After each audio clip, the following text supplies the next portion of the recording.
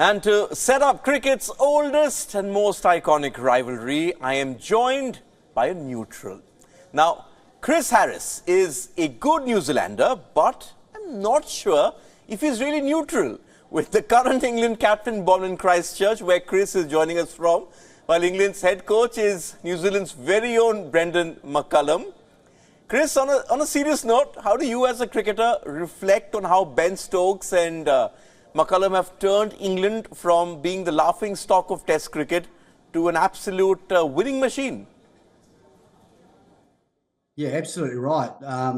We might have been laughing, but it's the English team that are laughing now because their performances are perhaps better than anyone's been in recent times. And the way they've gone about it is just obviously great to watch and encouraging even non-cricket fans to watch because it's that exciting. Look, I think what Brendan McCallum and Ben Stokes have brought, they've brought consistency in selection. They've said to players, we want you to go out. I was reading a wee article recently talking about Zach Crawley and saying, look, we don't want you to go out and just sort of average 30 or 40. We want you to go out and every third or fourth innings, play an innings that's going to help your team win the game. And I think that's a mantra, if you like, that they have for all of their players across the players that they select. They stick by them even when they go through lean patches, if you like. And I think that belief in each player has given them the confidence to go out and to play positively. And I think because of that confidence, they've been really consistent as well. And it's a great form of cricket to watch. And I'm sure it'd be great to be part of it and be part of that setup because you've got the support of not only the coach and the captain, but the selectors, and you've been told you're there for the long term, and it's playing massive dividends.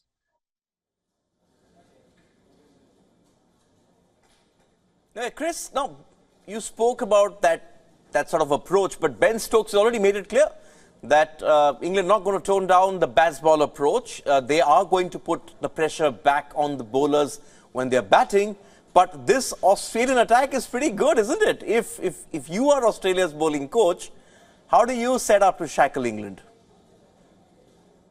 I think you've just got to bowl in consistent areas, and that's what the Australian seam attack for me is very, very good. You look at Pat Cummins, Josh Hazlewood, obviously trying to come across from get over an injury, Scott Boland. I mean, they are such a consistent attack. It is one of those attacks that is going to be difficult to put under pressure, but if any team can in the current environment, it's going to be England.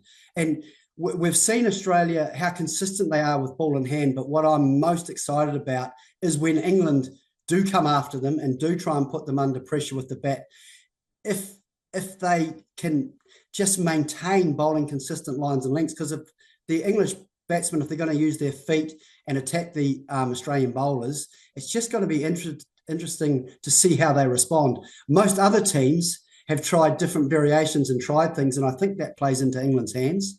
So I think there would have been a lot of talk from the Australian hierarchy, if you like, and the bowling group just to say, look, we've just got to be patient. We know they're going to come hard at us, but we'll set sort of in-out fields. So we will have some guys out in the deep and we'll just bowl good hard lengths. And if they're going to come after us, good luck to them.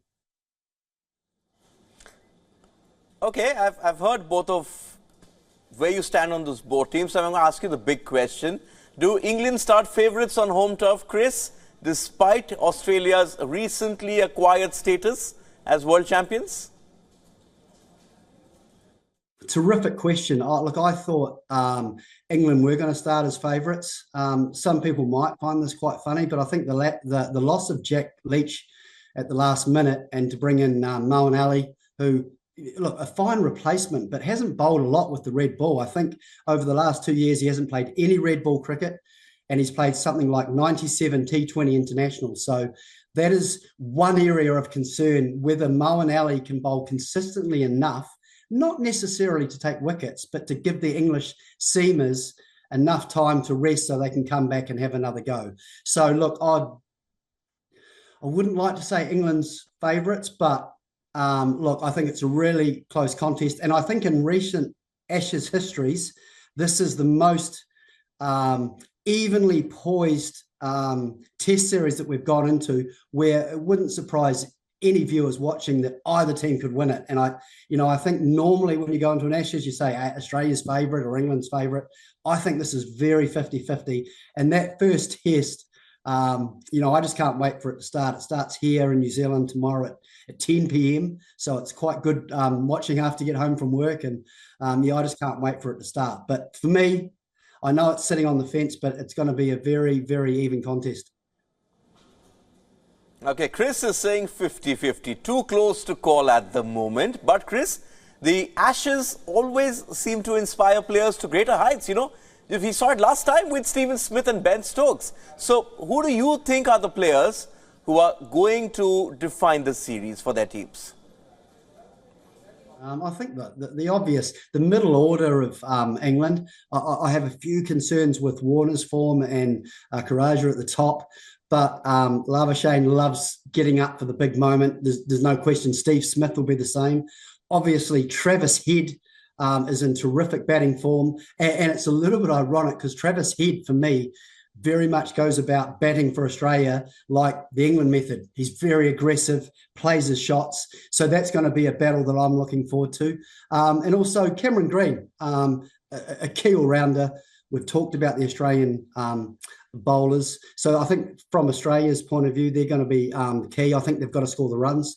And from England, I don't have I have a little bit of concern about their batters, but I think they've shown consistently over a period of time that they will score the runs. So the one concern I said for England was, as with Moeen Ali coming in as the spinner, whether he can be consistent enough to give the seam bowlers enough of a rest so they can come back, bowl in short spells and attack the Australian batting order. Chris, the series also has a farewell feel about it. If you just look at it, Warner you mentioned, Stephen Smith, Usman Khawaja, Jimmy Anderson, Stuart Broad, Moeen Ali, Nathan Lyon, perhaps even Mitchell Starc. Are you surprised Australia haven't won in England since 2001, considering how poor England have been at times?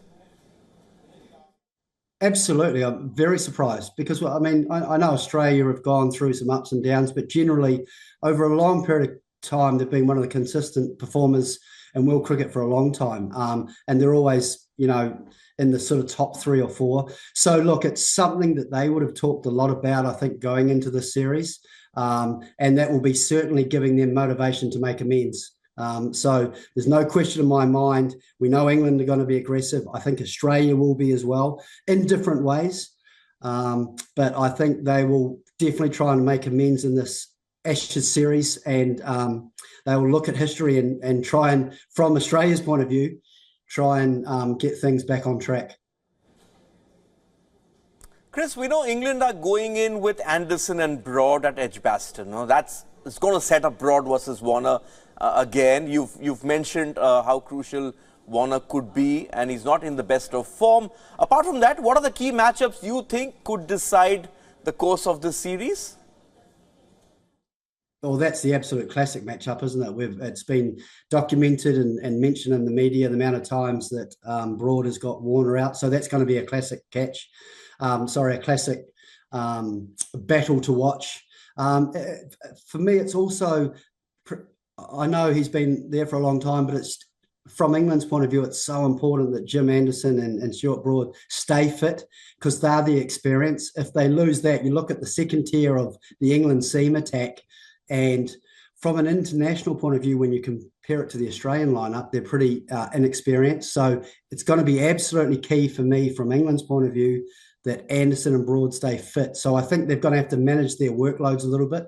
That's why I keep harping on about how important it's going to be for the backup bowlers and for the likes of Moeen Ali, who hopefully can bowl tight enough that he can bowl a number of overs to allow those players to have the rest and enable them to play in all 5 tests. I think that's going to be an absolute key. And the last time these two teams clashed, it was a TKO, and one sort of felt sorry for England. Hopefully this time, both sides deliver on the hype and give us a proper heavyweight contest over 5 rounds. Chris Harris, thank you for setting it up for us. Can't wait. And can't wait for the first ball in less than or just over 24 hours. Very, very exciting times. Thanks for your time.